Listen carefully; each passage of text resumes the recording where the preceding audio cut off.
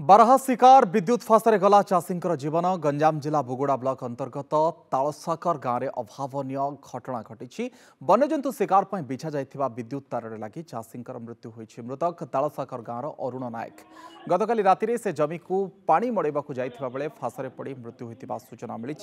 सकाळु गाँवर किछि लोक जमी को जाइथिबा बेले अरुणकर मृतदेह देखा पाइथिले। घटनास्थल में पुलिस पहुंची मृतदेह को उद्धार करी तदंत करुछि। किए फास बिछाइथिला से नहीं छानभिन करा जाउछि।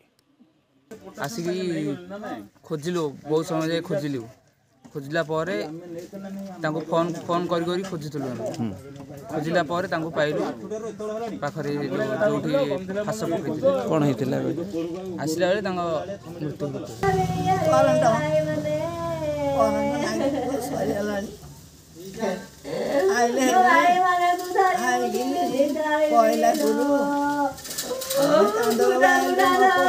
विद्युत तार कौन दुर्बृत्त जन तालसाकर कृष्णचंद्र जेना सी आगुरी क्रमागत भाव तार बिछे मृताहत पशु पक्षी और लोक मैंने जीवजंतु।